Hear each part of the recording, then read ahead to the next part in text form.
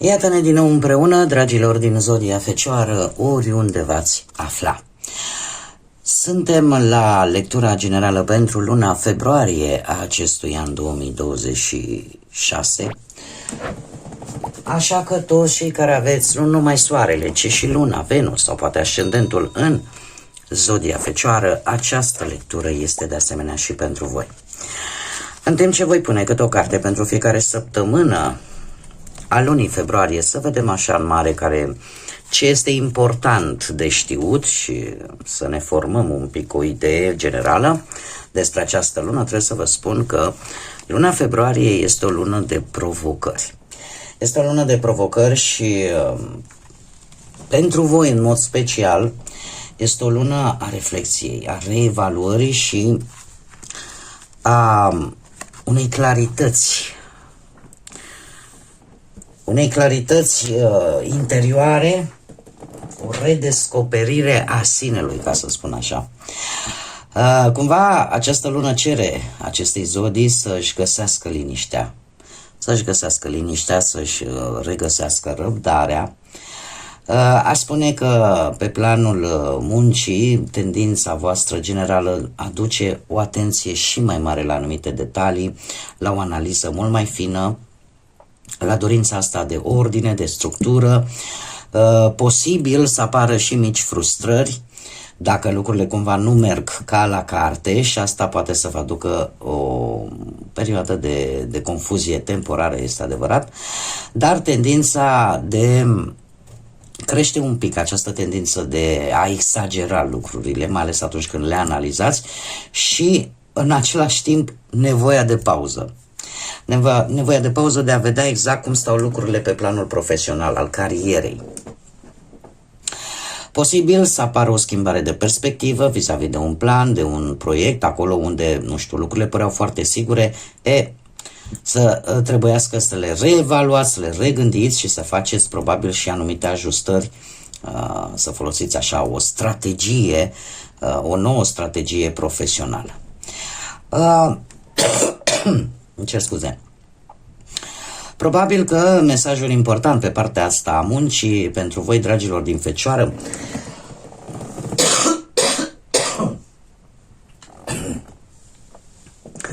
am rămas cu o tuse urâtă după gripa asta. Bun. Deci, cum spuneam, mesajul important pentru voi, dragilor din Fecioară, în această lună, pe partea asta a muncii, a vieții profesionale, este aceea de a căuta în continuare perfecțiunea care vouă vă place, dar fără să vă grăbiți, fără să alergați, o faceți așa cu pași mici și nu în grabă. Dacă vorbim de bănuți, este recomandat în această lună să fiți mult mai prudenți, să vă organizați mult mai bine bugetul și către sfârșitul lui februarie, cel puțin din punct de vedere astrologic, posibil să apară anumite întârzieri relaționate cu finanțele. Anumite întârzieri sau să trebuiască să reverificați mult mai bine contracte, documente legate de partea asta financiară. Pot apărea situații care cer răbdare. Este, așa cum am mai spus, o lună destul de provocatoare ca și energie, atât din punct de vedere astrologic, cât și, așa cum am făcut și la celelalte zodii, am introdus în lecturile generale lunare ideea de a vedea, din punct de vedere al tarotului, ce energie guvernează fiecare lună calendaristică. Dat fiind acest lucru, februarie este guvernat de către Marea Preoteasă, iar împreună cu ea, folosind numerologia pitagorică, reducerea lor, o mai însoțesc și arcanele majore, justiția și judecata, lucru care aduce șansa să vindecați vechi tensiuni, șansa să faceți pași conștienți spre un nou nivel de înțelegere, un nou nivel de a vă conecta cu ceilalți. Iar dacă vorbim, nu știu, de partea asta sentimentală, cei care, așa pe general, aveți avea tendința să, nu știu, să fiți admirați, să fiți iubiți, să trăiți emoții intense, să, cum să spun eu, să fiți văzuți. Eu aș spune că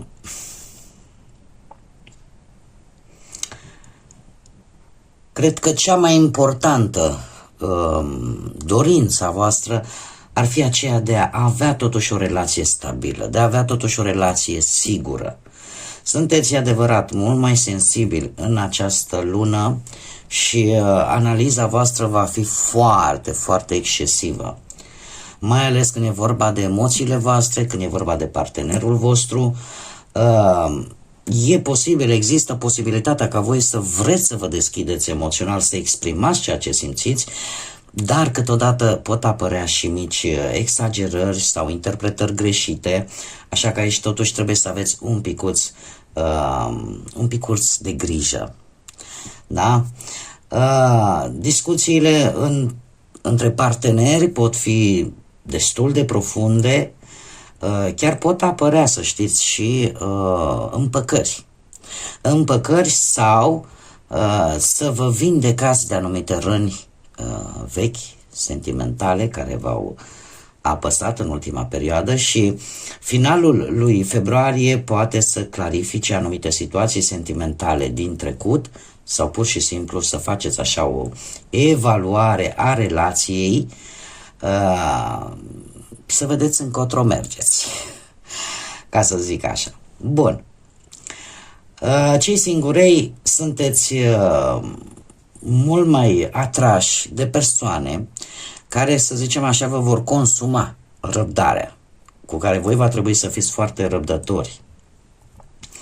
Și nu veți face fățiși, nu veți arăta asta, o veți face într-un mod mult mai subtil.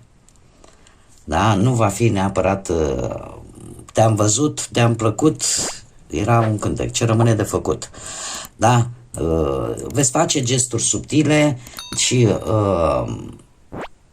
nu știu, probabil că așa e și o conotație karmică luna asta. Avem o energie karmică care vine dintr-o eclipsă de soare de pe 17 februarie și mai avem și tranzitul ăsta foarte major și foarte important al lui Saturn, care intră în berbec de pe 13-14 februarie, deci avem energie karmică, avem intuiție foarte bine, pentru că am spus, energia lunii februarie din cărțile de tarot este Marea Preoteasă, deci avem energii importante, energii provocatoare pentru această lună. Cumva, cred că mesajul important pentru voi, dragilor, este acela că pe voi vă poate ajuta foarte mult în această lună, în primul și în primul rând, ordinea, ca toate lucrurile să fie puse așa, la locul lor, dar și înțelegerea. Înțelegerea a tot ce se întâmplă în jurul vostru. Și asta vă va ajuta să evaluați foarte bine situațiile și este o lună a lecțiilor. Și nu neapărat numai pentru voi. Pentru noi toți, indiferent de zodie. Este o lună care ne va provoca să ne învățăm anumite lecții. Și în care tot ce vine din trecut nu vine întâmplător, vine ca să fie ori vindecat, ori reparat, ori pur și simplu închis. Prima săptămână din februarie avem inima, iubire, afecțiune pătrunzătoare și grijă față de cineva. Ori față de cineva, ori cineva față de voi. Este clar că aici există sentimente foarte profunde, foarte reale. Așa că tind să cred că ce se întâmplă în prima săptămână are legătură foarte mare cu viața voastră sentimentală. Avem a doua săptămână pe unul. Ai grijă la o mândrie prea mare. la orgoliu mult prea mare. Pentru că s-ar putea să vă joace în contra voastră. Cea de-a treia săptămână avem craniul care vine cu secrete ascunse care vă pot răni. Așa cum am mai spus, cum ne apropiem către sfârșitul lui februarie, posibil să apară lucruri din trecut care să nu neapărat vin să vă împiedice, ci pur și simplu ele vin pentru că trebuie să rezolvate într-un fel. Și lucrul ăsta se vede și din aceste minunate cărți ale oracolului frunzelor de ceai. În a patra săptămână și ultima, acordați o mai multă atenție locului de muncă, unde voi lucrați, sau ceva ce e strict legat de viața voastră, de cariera voastră profesională. Fiți un pic mai atenți, nu știu, e posibil ori să pierdeți vreun, dacă lucrați în mediul ăsta al contabilității, să pierdeți vreun document, să nu știți de el. Încercați să fiți atenți în ultima săptămână din februarie, tot ce ține de activitatea pe care voi o faceți. Da, să nu pierdeți ceva, să nu se distrugă ceva, să nu... tot ce ține de muncă. Haideți să vedem ce ne spune și tarotul, ce vine pentru dragii mei din Fecioară în luna lui februarie.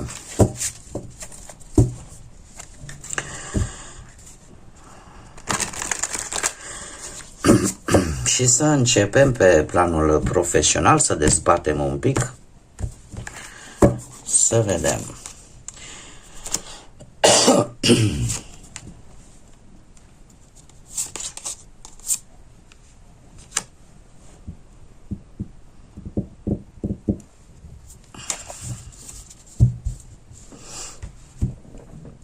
Pe planul profesional avem un 2 de bâte, 10 de monede și un 6 de bâte. Dragii mei dragi, posibil să faceți o călătorie, ori către specializare, ori către un job. Este ceva ce vă place să faceți. Și 10-ul ăsta de monede, eu aș zice că lucrul ăsta e un progres. Lucrul ăsta e un progres pentru voi. E o creștere. Această mutare, să știți că nu e întâmplătoare. Și asta o spun per general. Nu este o mutare, cum să spun eu, are o conotație pozitivă, pentru că pe voi vă poate ajuta foarte mult. Nu știu, orică vă crește valoare la locul de muncă și vi se recunoaște un anumit plan, un anumit proiect. Dar este ceva care îți va aduce senzația asta de a ieși victorios.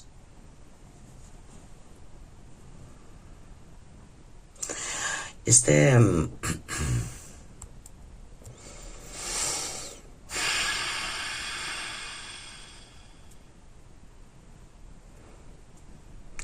posibil să fie vorba de o firmă în care șefii sau patronii să fie, nu știu, să fie o firmă de familie, dar care să știți că nu vă aduc lucruri bune. Vă aduc lucruri bune.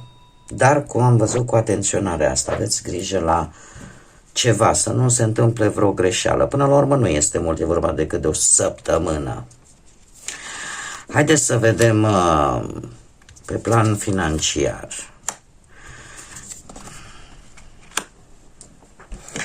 Pe plan financiar avem zodii de apă. Rac, pești sau scorpion. Nu știu dacă aveți de-a face cu aceste zodii sau voi aveți poate în ascendent, poate zodii de apă. Dar pe plan financiar se pare că puteți avea niște încasări chiar de la începutul lunii, sau dacă nu sunt încasări de bani, nu știu, să primiți lucruri de valoare, care ele prin vânzarea lor să aducă o sumă destul de bună de bani, adică să aibă valoare materială. Totuși acest rege de cupe, acest paj de cupe, asta îmi vorbește de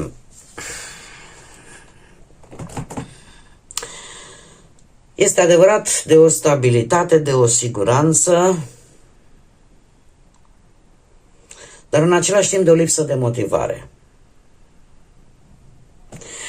Cumva sunteți inclinați în luna lui februarie să cheltuiți mai mult emoțional. Și asta poate pentru un copil, un adolescent, o adolescentă, pentru cei care aveți, pentru ceva creativ care această energie tânără vrea să facă, nu știu, cineva care e înclinat poate către artă, pictură, nu știu, sculptură, cântat, nu știu, tot ce ține de artă, sau pentru vreți să investiți într-un proiect creativ, să investiți niște bani pe ceva ce vă place să faceți. Și există posibilitatea unui, ca să zic așa, unui nou proiect, o nouă idee care să-ți aducă câștiguri în plus sau care să vă ajute, nu știu, să vă rezolvați voi niște datorii, niște plăți. Veți acționa destul de înțelept și cu predilecție, cu atât mai mult cei care aveți și un ascendent în zodii de apă, rac, pești sau scorpion. În cazul în care poate unii dintre voi nu aveți ascendentul neapărat într-o zodie de apă, aș spune că sunteți, cum să spun eu, nu dați dovadă neapărat de scârcenie, cât de înțelepciune și profitați de această intrare, poate de bănuți sau de acest obiect de valoare care foarte bine l-ați putea transforma în bănuți, îl folosiți cu înțelepciune. Da? Să vă susțineți ori un proiect, ori există o altă energie mai în vârstă care are această influență înțeleaptă de a gestiona bănuții și care vă poate ajuta să începeți un nou proiect. Poate să fie și acest lucru. Eu încerc să găsesc toate informațiile. Hei, și cu dragostea cum stăm? Păi dacă stăm bine pe profesional și pe bani, v-am mai spus, este o lună provocatoare. Acum, pentru fiecare zodie, provocarea poate să vină pe toate aspectele sau pe anumite aspecte. La voi se pare că vă atinge pe partea sentimentală. Am un 3 de spade, un 5 de bâte și arcanul major, diavolul. Deci, nu știu dacă zodia Capricorn vă spune ceva, dar pe plan sentimental, cei care sunteți deja într-o relație, să știți că lucrurile nu se arată tocmai roz. Posibil să fiți tentați în această lună la orgolii inutile, la discuții în contradictoriu, la anumite lucruri care or să vă deranjeze și nu or să vă placă. Posibil să fiți decepționați de ceva care nu funcționează în relația voastră.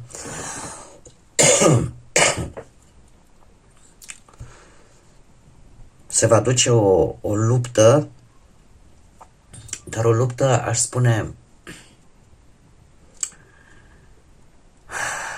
parcă nu prea mai există romantism. Parcă unul dintre voi încearcă într-un fel să-l domine pe celălalt și asta duce la aceste discuții. Și asta duce la aceste decepții. Nu știu, am putea să vedem situația în felul următor, dragilor. Nu este neapărat vorba de infidelități, ci pur și simplu există ceva acolo în interiorul vostru, o rană emoțională care este încă activă. Posibil să fiți, nu știu, dezamăgiți, triști în urma unor cuvinte care pe voi v-au rănit. Sau să existe o problemă din mijlocul relației voastre care încă nu s-a rezolvat și încă vă apasă. Acum, cu acest 5 de bâte, aș spune că această rană, da, care e nevindecată, se poate transforma foarte rapid în conflict. Și atunci pot apărea certuri repetitive, tensiuni, reproșuri. Fiecare își apără cumva poziția lui, orgoliul său. Practic este o luptă în care nimeni nu ascultă cu adevărat. Da? Se activează aceste orgolii și asta totuși vin dintr-o sursă, vin din durere. Faptul că avem și acest arcan major nu ușurează, ca să zicem așa, neapărat situația. Eu spun că vine mai mult ca avertisment. Pentru că vine cu un atașament toxic. Vine cu dependență emoțională ori voi față de perechea voastră, ori perechea voastră față de voi. Și asta de multe ori nu duce nicăieri. Cred mai degrabă, acest arcan major, de fapt, este cheia, ca să spun așa. De ce? Pentru că te pune în fața unei întrebări reale.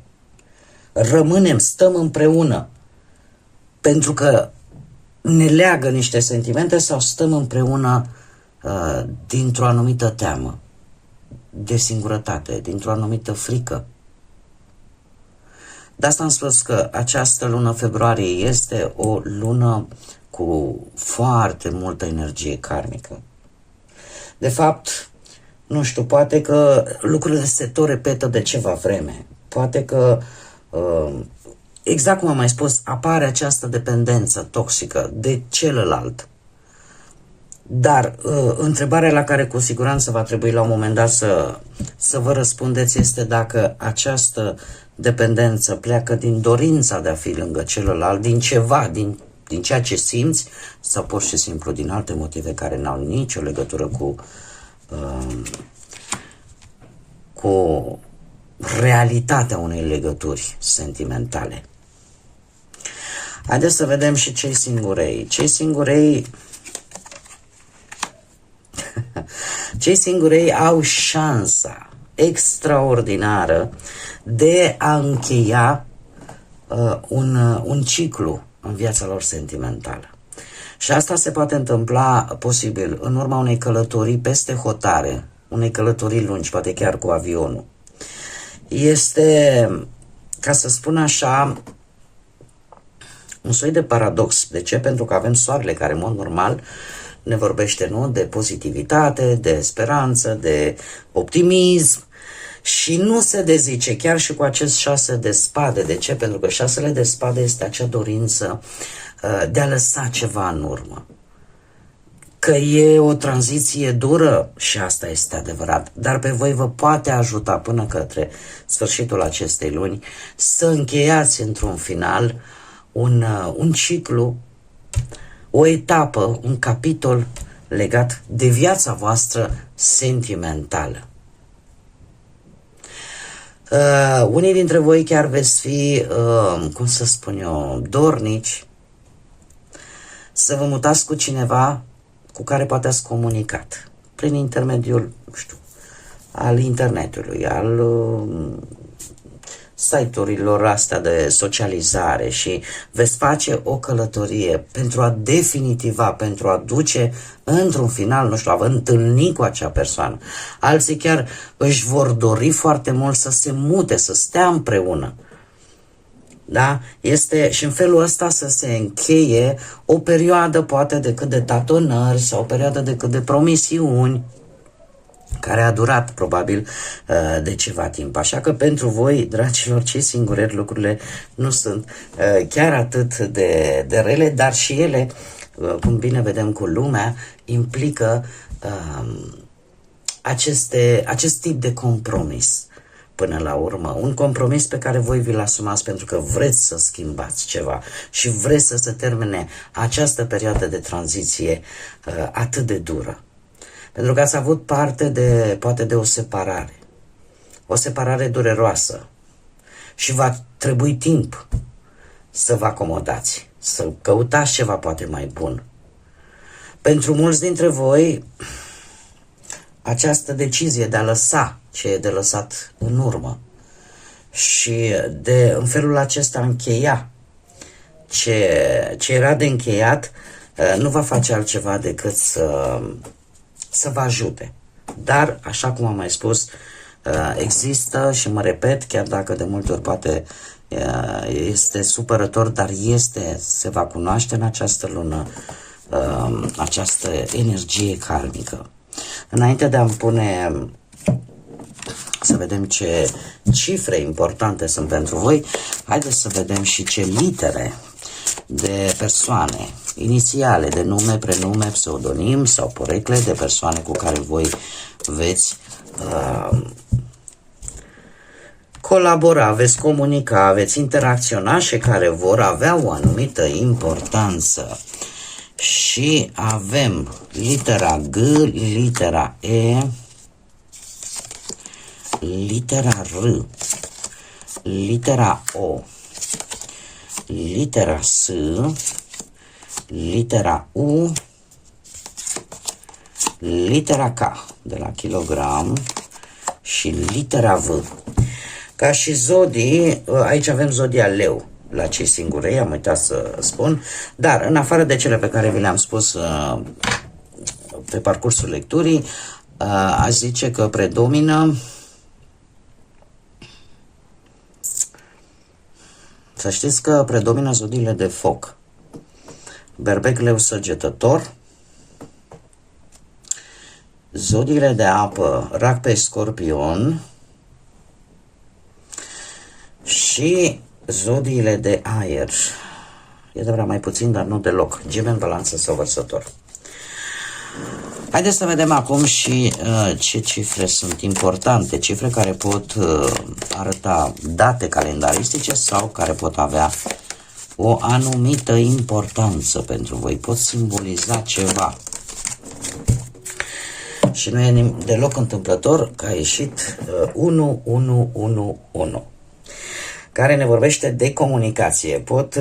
Le putem lua decât ca numere maestre, care ne vorbește de intuiție, ne vorbește de iluminare spirituală, de acea unire echilibrată între partea masculină și partea feminină. E acea unire între corp și spirit.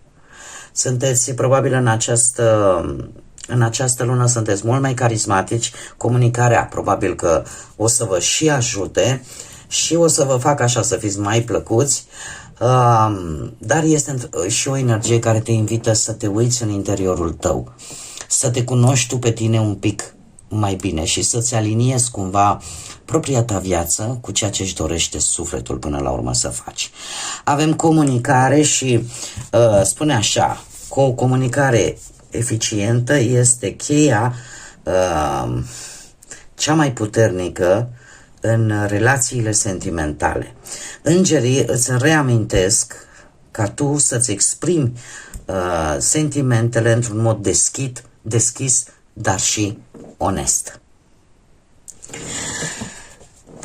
Bun, hai să mergem mai departe. Poate să fie vorba și de data de 11 februarie, să aibă o conotație importantă pentru voi.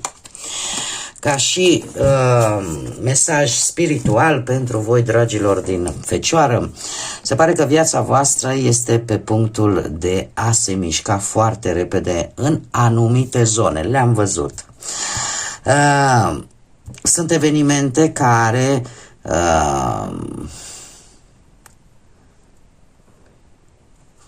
e posibil să simți că te ține un pic pe loc sau nu te lasă să mergi înainte, dar tu totuși încearcă să te miști cu curentul, să fii deschis din punct de vedere mental și să fii atent de fapt la ce ai tu nevoie mai mult. Ia decizii raționale, dar în același timp sensibile. Exact această combinație între rațiune, dar și emoție. Să se țină cumva cont și de una și de alta.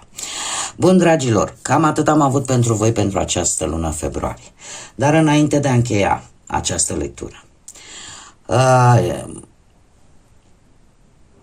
am îndemnul pentru cei care vă doriți desigur acest lucru. Eu trebuie să vă spun un lucru foarte simplu.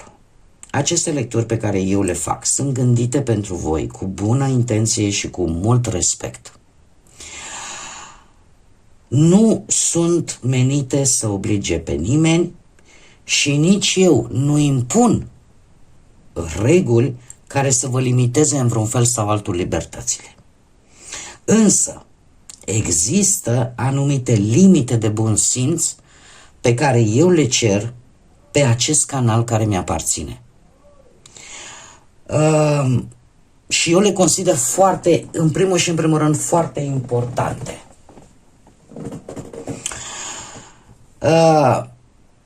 Dacă energia și modul meu de a face lecturile rezonează cu voi, mă bucur că sunteți aici.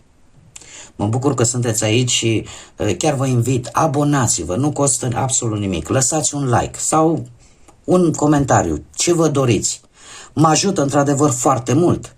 Este, ca să zic așa, răsplata muncii mele. Domne, dar dacă nu, cum să spun eu, dacă nu rezonezi, este perfect în regulă. Dacă nu-ți place felul în care eu fac, este perfect în regulă, este perfect normal. Atunci sunteți liberi să căutați pe alte canale locuri care vouă vi se potrivesc cel mai bine. Pentru că fiecare are acest liber arbitru să aleagă ce îi convine, ce este pentru el sau pentru ea. Dar vă rog din suflet, nu mai jigniți. Pentru că mă forțați să fac lucruri pe care în mod normal nu le-aș face. Eu încerc să fac lucrul ăsta cu vorbă bună. Nu mă mai jigniți, nu mă mai faceți în tot felul. Mi-este foarte ușor să cer YouTube-ului să vă blocheze canalele. Nu vreau să o fac. Chiar vreau să ne înțelegem omenește. Nu jignesc pe nimeni. Nu oblig pe nimeni să mă urmărească. Și nu înțeleg de unde atâta răutate, nici idee.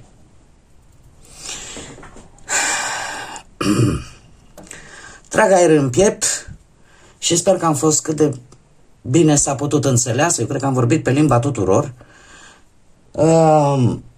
Vă mulțumesc tuturor celor care aleg să fie alături de mine, care rezonează cu felul în care eu fac aceste lecturi, cu felul în care eu înțeleg tarotul și legătura lui cu astrologia și cu tot ceea ce ține de această artă până la urmă. Așa că pentru ei vă mulțumesc din suflet că sunteți alături de mine, că ați rămas și sunteți și înțelegeți atunci când poate nu pot să fac publicații din motive în mare parte de sănătate. Dar și pentru treaba asta, în afară de mulțumirea mea, aveți respectul meu. Dar pentru ceilalți vă rog eu, căutați în altă parte. Căutați în altă parte.